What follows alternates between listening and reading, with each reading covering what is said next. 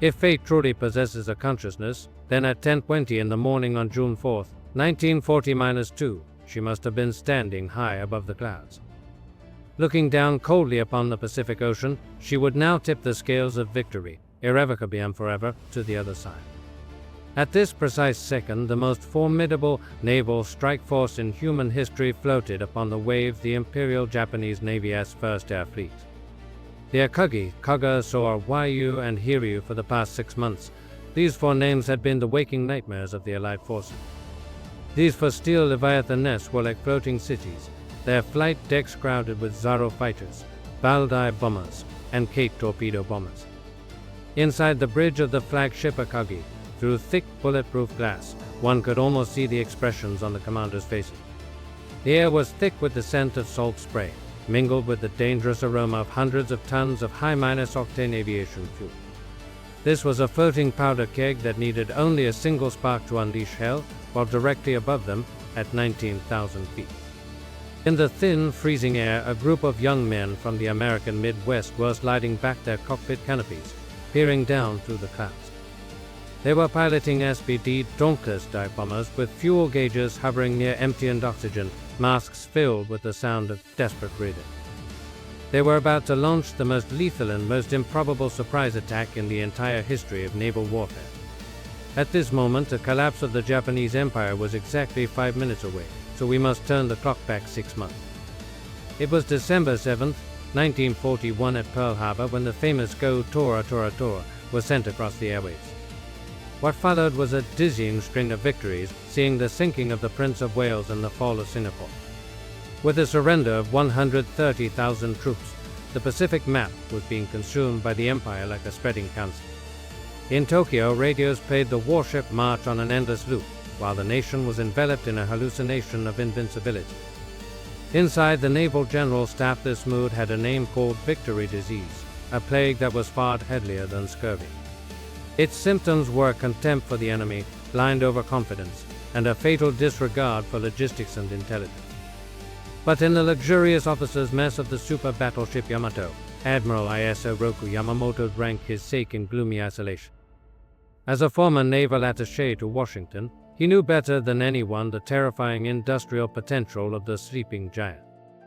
He told his confidants that if we cannot force America to the negotiating table, then Tokyo will be reduced to scorched earth. Yamamoto was a gambler who knew he had to lure the remnants of the U.S. Pacific Fleet into a trap and annihilate them completely. Specifically, the aircraft carriers Enterprise, Hornet, and Yorktown needed to be drawn out, so he devised a grandiose plan. The plan was called Operation MI, where the massive combined fleet would split into 5 groups to stage a diversionary attack. One group would strike the Aleutian Islands in the north, while the main force would duck to strike Midway Island. Yamamoto calculated that if he invaded Midway, the American fleet would be forced to rush out to defend it like a mother hen. When they did, the Kido but air with its for heavy carriers would send the U.S. Navy to the bottom of the deep blue sea. During the pre-Minus battle war games, a moment of absurdity occurred that perfectly encapsulated the mindset of the Japanese Navy. When a staff officer playing the American side scored hits that sank the carriers, the presiding officer overturned the result. Rear Admiral Motami Yujieki simply waved his hand and declared it impossible, ruling that only one ship was damaged and not sunk. This was the Imperial Navy of 1940-2, and they were not just fighting the Americans, but were fighting reality itself. They believed that spiritual willpower could override the laws of physics and that luck could deflect dive bomber payloads. They did not know that the Reaper was already sharpening his scythe, so now we cut to Hawaii and the island of Oahu. Walking into the basement of the administration building at Pearl Harbor, you were hit by the smell of molten stale coffee. This was Station Hypo, the intelligence heart of the Pacific Fleet, and its ruler was the eccentric Commander Joseph Rochefort. He was an eccentric who wore a red velvet smoking jacket and slippers on duty, disregarding all uniform regulation. But he possessed eyes that could see through the fog of war, leading a team of brilliant mathematicians and linguists. With dark circles under their Eisen nicotine-stained fingers, they monitored Japanese radio traffic day and night. They had broken the Japanese naval code JN-20-5-B, and amidst the static, Rochefort caught a recurring code word. The recurring code word was AF, indicating that the Japanese were planning a massive assault on the location designated as AF. Washington was convinced AF was the Aleutians or San Francisco, but Rochefort was certain it was Midway, so he set a trap. He ordered the Midway garrison to broadcast a message in plain English saying the seawater distillation plant was broken. 2 days later, on the other side of the world, Japanese intelligence intercepted the line and encrypted a message to their fleet.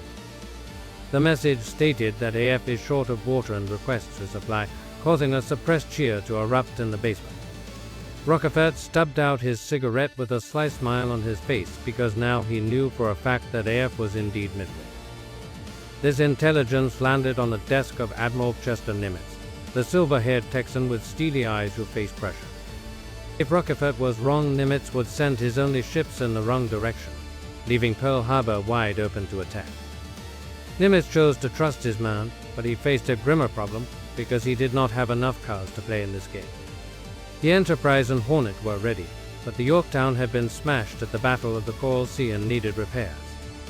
Engineers estimated it would take 3 months to repair her, but Nimitz went to the dry dock to look at the smoking hull. He told the engineers we must have this ship and gave them 3 days. So the next 70 minus 2 hours became an industrial miracle. 1,400 workers swarmed the dock as welding torches sparked day and night, lighting up the dark sky like fireworks. Men worked in heavy smoke until they collapsed, slept on the deck for an hour, then woke up and immediately went back to work again. 3 days later, the Yorktown sailed smelling of wet paint, with repair crews still on board hammering as she left the harbor. The Americans scraped together 3 carriers, and although still outnumbered, they held the ultimate ace up their sleeve. They knew where the enemy wasn't. The enemy thought they were asleep, so Nimitz drew a circle on the map northeast of Midway. He named it Point Luck and ordered them to go there and wait for the Japanese to come to us, setting the stage for the battle. It was dawn on June 4th when the Pacific sky was overcast, and Vice Admiral Kuekai Nagumo stood on the bridge of the Akagi. As commander of the Kido Batei, he felt at deep unease because although Nagumo was a torpedo specialist, he lacked imagination. He was like a samurai with a machine gun. His weapon was modern, but his mind was still stuck in the era of battleship duel.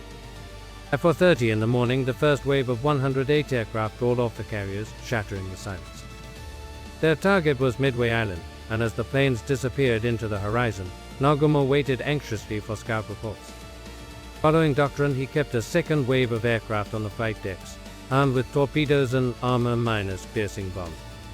These deadly weapons were reserved strictly for any American ships that might appear, but the reconnaissance ban was blown. On the heavy cruiser Tone, the number 4 scout plane suffered a catapult malfunction and launched 30 minutes late. Those 30 minutes lost on the deck of the cruiser Tone would eventually become the granite tombstone of the Empire. At 7 in the morning, the leader of the Midway Strike Force radioed back stating that there is need for a second attack. Now Nagumo faced his first fatal choice because the scouts had not found any U.S. fleet, but bombers were harassing his ship. Although these attacks by clumsy torpedo planes scored no hits, they rattled Nagumo and made him feel constantly under threat. If he did not neutralize the airfield, his fleet was in danger, so after a moment of hesitation, Nagumo gave the fatal order. Nagumo ordered the second attack wave to ray-arm with high-explosive bombs for an attack, causing the crews to scramble. This was backbreaking labor where heavy torpedoes were UNS slung from aircraft bellies and carts raced across the steel decks. Elevators moved up and down transporting tons of ordnance, turning the orderly hangars into scenes of frantic activity. Then halfway through the ray-arming process with the hangars in chaos, the delayed number 4 scout plane radioed back. 10 enemy surface ships were sighted, causing Nagumo's heart to skip a beat as he demanded urgently to know the type.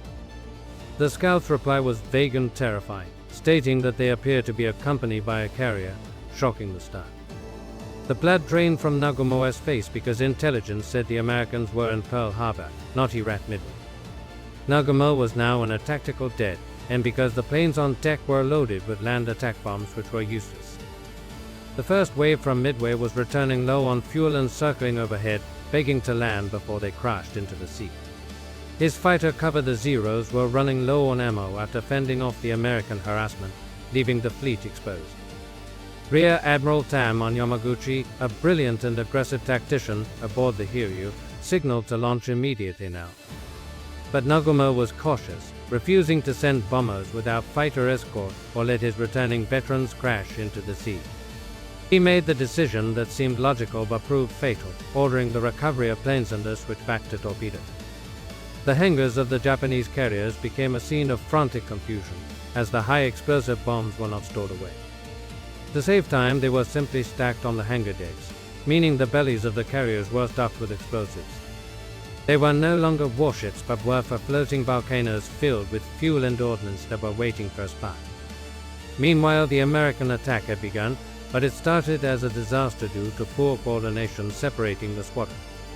The first to arrive was Torpedo Squadron 8 lead by Lieutenant Commander John Walden, a man with a true warrior spirit. They flew the TBD Devastator, a plane that was essentially a flying fossil that was slow, unarmored, and forced to fly low. When Waldron led his 15 planes toward the Japanese fleet without fighter cover, he knew that it was a suicide run. He radioed his men saying, "We will go in and get a hit, and if only one remains, I want that man to go ahead and get a hit." The Japanese Zero spotted the slow-moving prey and swooped down like angry hornets, turning the sky into a slaughterhouse. American rear gunners fired their .30 caliber guns, but they were no match for the heavy 20mm cannons. One by one, the Devastator-S were blown out of the sky, cartwheeling into the sea or exploding in midair without scoring a hit. All 15 planes were destroyed, and of the 30 airmen, only Ensign George Gay survived to float in the ocean as a witness. The other torpedo squadrons arrived soon after to meet the same grim fate, looking like a total American failure to the enemy. Sailors cheered the clumsiness, whilst aero pilots abandoned high-altitude stations to dive down to the wave tops to chase prey. The fleet anti-aircraft guns fired low at the water, meaning that thousands of feet above the sky was left completely empty. A fatal defensive vacuum opened as Nagumo watched the last American torpedo plane splash into the water and finally exhale. His fleet was untouched, so he ordered that in 5 minutes we will launch all aircraft to destroy the American carrier. If he had been given those 5 minutes, history would have been rewritten, but in God's timeline those 5 minutes did not exist. It was 10:20 in the morning, and high above the clouds, Wade McClusky was leading the Enterprise dive bombers but was lost. His fuel was critically low, and he knew that if he did not find the Japanese fleet soon, they would have to ditch in the ocean. Then McClusky saw a white streak on the blue water, which was the wake of the Japanese destroyer Arashi steaming at full speed. It had been left behind to depth charge a submarine and was now rushing to rejoin the fleet, so McClusky decided to follow it. He decided to follow that wake because that white streak was a road sign pointing to hell, and minutes later he broke the clouds. Below him, the 4 Japanese carriers were spread out like tatami mats, sailing into the wind and ready to launch their strike. There were no Zeros above to intercept, and no flak guns were pointing up, presenting the perfect target seen only in dreams. There was no radio chatter when McClusky pushed his stick forward and opened the perforated diving flaps that looked like cheese. The planes shuddered as they nosed over into a near vertical 70-degree dive, while the altimeters spun wildly in the cockpit. Target cargo was in sight while the Yorktown bombers arrived to target the Soryu, and Dick Best lined up on the flagship Akagi. The Japanese lookout screamed to late, shouting enemy planes directly overhead and diving, but the warning came far too late. The Zeros were at sea level and could not climb fast enough, while gunners frantically cranked handles to renovate their barrels. On the Koga, the first bomb smashed into the aft deck, followed by the second and third, punching through to the packed hangars. Instantly, a chain reaction of apocalyptic proportions tore the ship apart, blowing elevators hundreds of feet into the air. Steel plating melted as burning aviation fuel flowed like lava through the corridors, consuming everything inside the ship. On the flagship Akagi, Lieutenant Dick Best delivered the golden shot, his bomb striking dead center on the midship elevator. The bomb penetrated the hangar and detonated amongst fueled aircraft and ordnance, unleashing a massive explosion instantly. Boom! The shockwave knocked men off their feet while Nagumo stood on the bridge, with the deck heaving violently beneath. A blast of heat singed his face as he stared blankly ahead, seeing his majestic flagship transform into a burning coffin. A few miles away, the carrier Soryu took 3 massive hits, broke into and was consumed by a raging inferno. From 10:20 to 10:20-5 in the morning, just 5 minutes was all it took to change history forever. The pride of the Imperial Navy and the dreams of a generation were all reduced to broken scrap metal and ash. The battle did not end immediately, but the war was decided, as the sole surviving Kiryu launched a counterattack. Admiral Yamaguchi fought on like a tragic hero as his pilots found the battered Yorktown and crippled her again. That afternoon, American bombers found the lonely Kiryu and poured their rage onto the ship, showing absolutely no mercy. As night fell, Admiral Yamaguchi refused to leave, tying himself to the bridge to admire the moon for the last time. The Pacific returned to a deathly silence, littered with debris and the bodies of 3,057 dead. This was the breaking of the Imperial Navy's spine, meaning the road to Tokyo was now fully open to the Americans. The wheels of history sometimes turn on the loosening of a few screws or the delay of just a few critical minutes. When we look back at the Battle of Midway, we see so many what-ifs, asking what if the scout plane had launched on time? What if Nagumo had not switched the bombs? Or what if Mixiayu Sky had not seen the white wake of the destroyer below? But there are no what-ifs in reality, because the Americans won not just by luck but because of Rochefort in a basement. It was because of welders working until they bled and men like Waldron charging into certain death without any fear.